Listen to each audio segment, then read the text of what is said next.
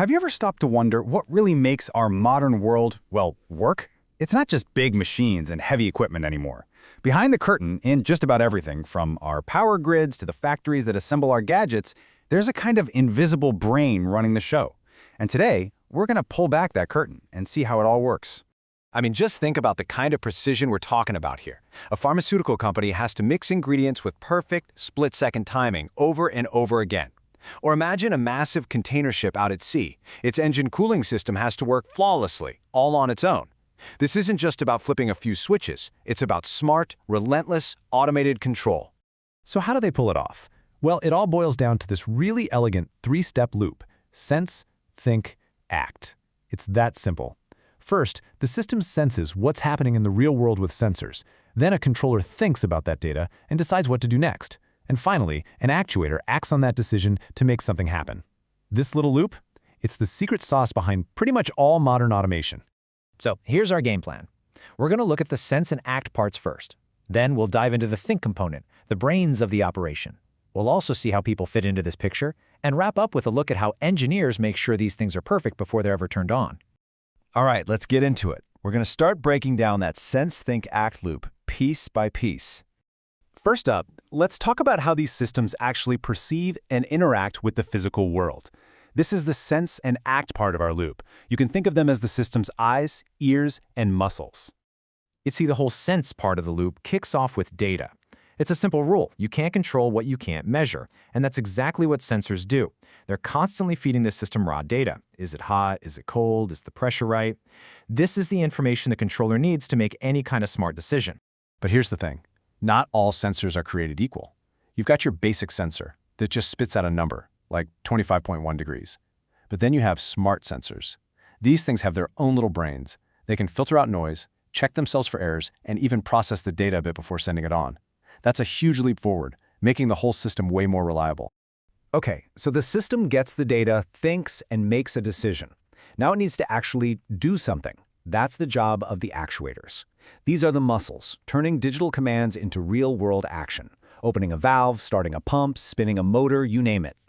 Now, one of these actuators is a total game changer, especially for energy efficiency: the variable speed drive, or VSD. See, instead of just turning a motor on or off, a VSD lets you control its speed with incredible precision. Why run a giant pump at 100% power if 65% is all you really need? That's the logic here, and it's where you get these massive energy savings. And hey, don't just take my word for it. A study on a ship's cooling system found this kind of smart automation led to very large energy savings. But, there's always a catch, right? Running motors at different speeds can cause more wear and tear. So the trade-off is you need even better monitoring systems to make sure everything stays in good shape. All right, so we've covered the sense and act parts of our loop: the eyes, ears, and muscles. Now let's meet the brain of the operation, the controller. You wouldn't use the same tool for every job, and the same goes for controllers. For the really tough, heavy-duty industrial stuff, the go-to is a PLC. They're built like tanks for reliability and something called determinism, which just means they execute commands with perfectly predictable timing every single time. For smaller jobs, a flexible microcontroller is perfect. And if you need unbelievable speed, you'd use an FPGA. A pharmaceutical mixer is a fantastic example of where a PLC just shines. Think about it. Every single step in that recipe has to happen in the exact right order with perfect timing. No exceptions. That's where the PLC's rock-solid determinism is absolutely critical. There's zero room for error when you're making medicine. And then, way on the other end of the spectrum, you have microcontrollers. These are the cheap, flexible little brains that have really democratized automation. They've opened up this whole world to everyone from hobbyists building smart greenhouses to students in a university lab. So, we have our senses, our muscles, and a brain. But how do they all talk to each other? And more importantly, how do we humans stay in the loop and in control? Well, that's the job of the system's nervous system. The key component here is the HMI, or human-machine interface. The best way to think of it is as our window into the process. It's the dashboard that lets an operator see exactly what's going on, tweak settings, and handle any alarms that might pop up. Industry organizes all of this into a pretty logical three-level pyramid. At the very bottom, level 1, you've got the physical world. all the sensors and actuators on the factory floor. In the middle, level 2, are the brains, the PLCs making all the instant decisions. And at the top, level 3, is where we are, the supervision level, where humans watch over the whole thing from that HMI dashboard. Okay, we've designed our whole system. It's brilliant. But before we actually hand over the keys to a power plant or, a rocket, we have to be absolutely sure it's going to work. It's time for the final dress rehearsal. I mean, seriously, a software bug on your phone is annoying. A bug in the control system for a power grid? That is a potential catastrophe. In the world of industrial control, there's no such thing as ship it and we'll patch it later. You have to get it right the very first time. So, to make sure it's perfect, engineers follow this super rigorous 4-step journey. They start with a model in the loop. That's a pure computer simulation of the idea.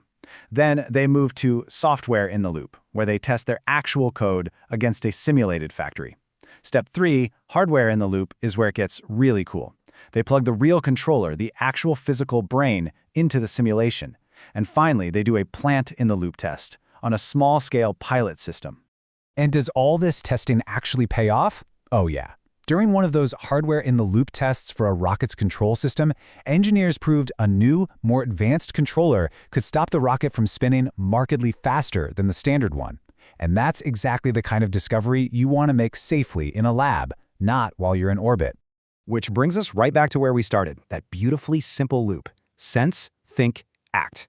It might be made of incredibly sophisticated parts, but at its heart, this elegant concept is the invisible engine that truly powers our modern world. When you think about it, we are building systems that can perceive, reason, and react faster and more reliably than any human ever could. So the question is no longer, what can we automate? The real question now is, what should we automate? As these invisible brains get even smarter, what new jobs are we going to trust them with?